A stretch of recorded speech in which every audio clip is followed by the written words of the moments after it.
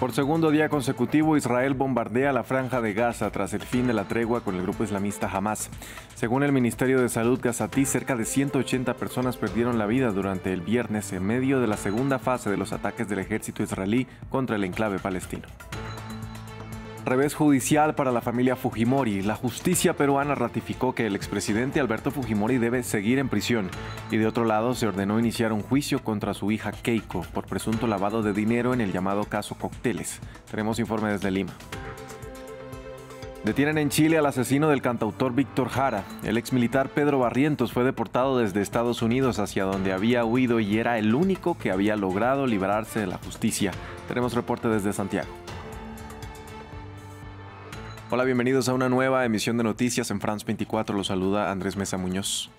Comenzamos en la Franja de Gaza, donde por segunda jornada consecutiva el ejército israelí bombardea el enclave palestino tras el fin de la tregua con Hamas, que duró 7 días. Según el Ministerio de Salud gazatí, más de 180 personas perdieron la vida durante los ataques del viernes. El ejército israelí informó la muerte de 5 rehenes en Gaza. Entre tanto, los combates volvieron también al norte de la franja y se han reportado ataques en el sur, en Han Yunis. La ONU denunció una situación catastrófica en este primer día de combates desde el fin de la tregua. Gabriel Colchen tiene los detalles. Después de una semana de relativa calma, las bombas han vuelto a estallar sobre la Franja de Gaza. Israel afirmó haber bombardeado más de 200 objetivos terroristas en el enclave, pero los civiles siguen siendo las primeras víctimas de estos ataques. No tenemos combatientes de la resistencia aquí, no tenemos túneles y tampoco tenemos misiles. ¿Por qué nos atacan? Ustedes están apuntando a mujeres mayores. Los gazatíes dicen haber recibido folletos en el sur de la franja temprano el viernes, instándoles a huir, pero ya no hay lugares seguros donde ir. Los combates reanudaron en la ciudad de Gaza, pero también en el sur como en la ciudad de Han Yunis y en Rafah. Perdí a mi hijo pequeño que tenía 5 años, la hermana de mi mujer y su hija.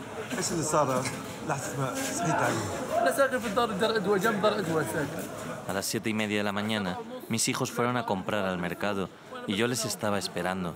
Se produjo el ataque y bajé corriendo porque mis hijos estaban abajo jugando. Que en paz descanse. Los heridos acudieron masivamente a los hospitales desbordados.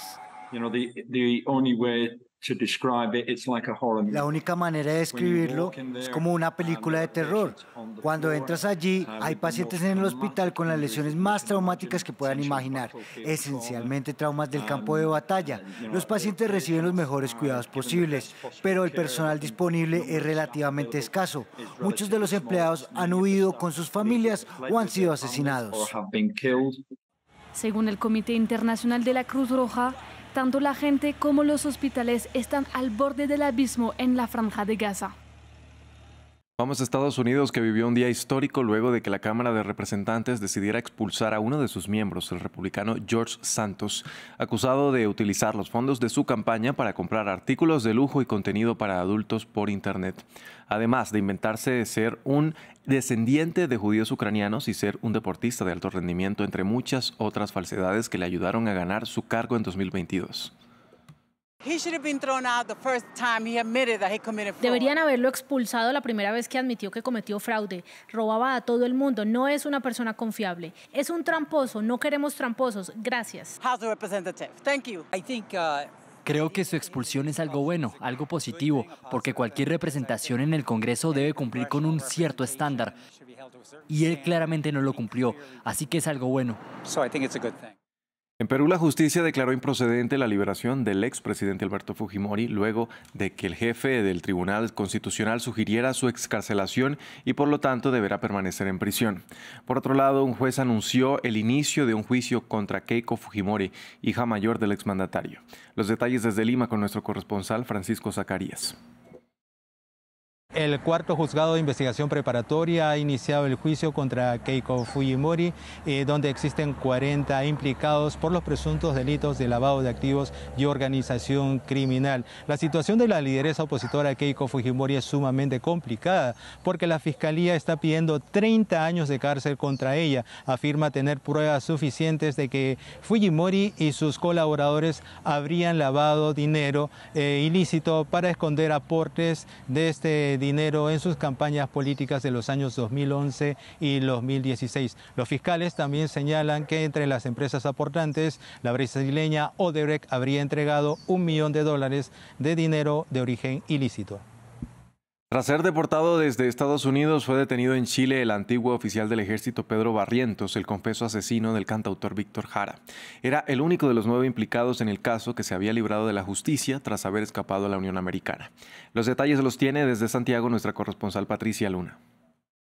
Las autoridades chilenas, la Policía de Investigación, confirmaba el viernes la llegada al país custodiado por agentes de Estados Unidos de Pedro Barrientos, acusado en Chile de torturar y matar a Víctor Jara y condenado en Estados Unidos por esos mismos cargos. Barrientos había enfrentado también en Estados Unidos otro proceso por mentir a la hora de obtener la ciudadanía estadounidense, razón por la cual las autoridades de ese país se la quitaron y eso abrió el proceso a que pudiera ser extraditado. Chile había solicitado la extradición en el 2013. Barrientos fue trasladado a un campo militar, según estableció la Corte de Apelaciones, y allí será informado del proceso que tiene que enfrentar en el país. Esto se produce pocos meses después de que el Tribunal Supremo condenara en firme a 7 exmilitares por el asesinato y la tortura de Víctor Jara y también del director de prisiones Litre Quiroga en pocos días después del golpe de Estado de 1973. En el caso de Víctor Jara, su asesinato fue especialmente cruento, por lo que cuenta el auto judicial, que da cuenta de más de 44 disparos y 56 fracturas en distintas partes de su cuerpo. 50 años después se cumple la justicia, aunque Joan Jara, la viuda de Víctor Jara, que luchó mucho por la extradición de Barrientos, no lo ha podido presenciar puesto que murió hace unas semanas. Esta era una de sus batallas, junto con lograr justicia por la muerte del icónico cantautor. Pasamos a México ahora para hablar del mayor evento literario en el mundo hispanohablante, la Feria Internacional del Libro de Guadalajara. Los amantes de la lectura tienen todavía este fin de semana para poder disfrutar de sus más de 3,000 actividades, charlas y presentaciones de libros.